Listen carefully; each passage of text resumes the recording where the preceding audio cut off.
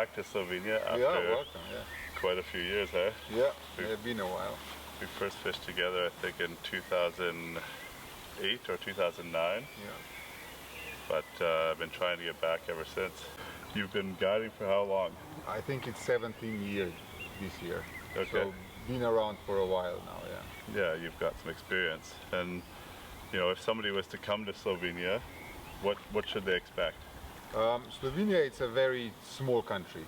So the population of 2 million, as the crow flies, 2.5 hours to 1.5 hours, so small. With a lot of diversity. I think that's probably for Slovenia the most interesting, that in such small area there are spring creeks and there are completely freestone rivers, and between them it's an hour drive at most. Right. So I think that is probably the biggest game, is diversity in terms of river characters and fish species as well.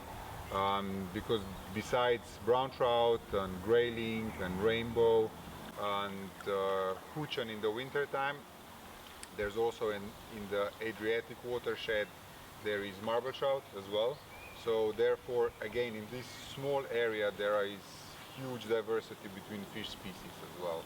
Yeah, I find it really amazing the amount of fish that you have.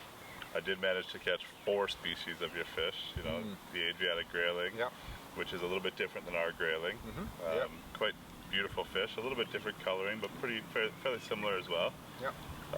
You know, the brown trout, rainbow trout, the marble, which people like to come for, you know, and that's a super aggressive fish. You can definitely compare it to like the bull trout. Yeah, definitely. I would think it's similar behavior. I don't know if the bull trout do take dry flies as well. They do, and you know, they will, you know, big stone flies and stuff, but you know, the other day I had a marble trout that I was fishing for the other day that was just sipping, just really peculiar place. It was a beautiful setting, and you know, managed to get him. It was, you know, it's a 22, 23 inch marble trout that's sipping on a tiny dry fly. Yeah, it's pretty good. So I think that bull trout probably switch over to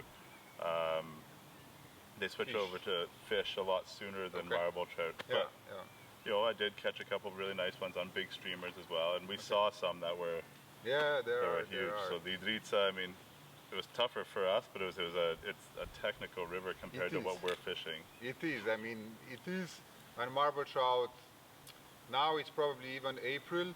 It's probably even prime time for them. So it's at least they are actually feeding, because later in the season when the waters drop, they're done. It's great. I mean, I've been in April and in September a few times, and I've always had a ton of fun here. Today we fished a huge spring creek. The Unica, yeah, the Unica. We saw it yesterday, and you know, the one thing that's amazing to me, we've got a high fish density in Canada and Montana, but I have a hard time believing that it's higher than some of the rivers that I've seen. We come up to these bridges and we look down and you count 20, 30 fish. You can't catch them all because it's clear water and they're a little finicky, but there's so many fish, and you can, you know, lose your composure pretty quick and become a little kid. Yeah, no, it's true. I mean, especially when you come to a bridge like here and you look down and it's like the hatch is so intensive that it's like everywhere, and you go like and then very soon you realize that the hatch is actually so big that there's nothing you can do, and you go like so yeah, it's a funny one. And today we were fishing what for us would be similar to a big drake, and those things were size 8s. You know, even 6s possibly. And you're saying that, I mean, we saw them on the shore and they swim really fast. They do. So they're swimming to the surface and then they're going to hatch, and those fish, you're saying, they're sitting on the bottom looking for this to happen, and they know that just before they hatch there's probably like half a second of window of opportunity to really get it. So then they shoot, and they have so much momentum, and they grab it just subsurface, and they have so much momentum that they actually still break the surface, and it looks like a dry fly take, but it ain't.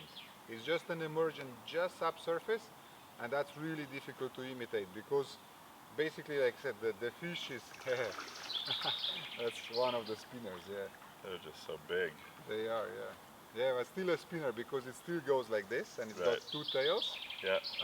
Compared to a mayfly, Yeah. Danica. Yeah, that's a Danica. It's got three tails and it doesn't really hover. It just like goes like. Yeah. But yeah, the trouble with this fish when the hatch is so intense, they shoot and grab the fly before it takes off because that's for them the easiest to catch it because it stops. Yeah. And yeah, it's difficult to imitate this type of hedge, but there That's are. fair. Yeah. We the other thing you mentioned already, the Danica, also another big bug, a pretty famous bug as well. Sure, of course. We definitely saw some fish eating them. Yep. Just a more pale looking mayfly. You know, for us that it's closer to a hexagenia, I think. Yeah. Quite similar. Yeah.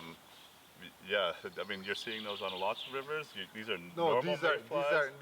The Danica is pretty much a chalk stream or spring creek Yeah. fly. I mean, there are some on the other rivers as well, but it definitely needs to have sort of silty to soily Right. bank. And we've got all this meandering river, nice and silty, lots of dirt bank. And also this river, it's actually really funny. It runs over the field that it's actually an unpermanent lake.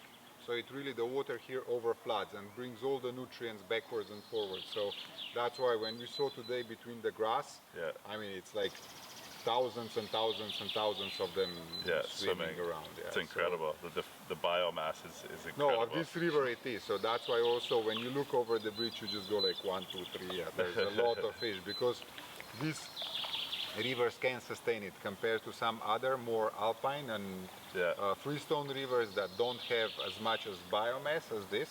Sure. So then the fish there, the population are significantly lower. But because the populations are lower, the fly life is lower, then most of the fish that you see you can actually catch because they don't have as much food as they have here on the spring creek. So. Yeah. Well, man, it's been great seeing you again. Hey, and I appreciate my it. pleasure. Hopefully we'll see you in Canada sometime truly too. hope so. Yeah, that would have been great. Absolutely.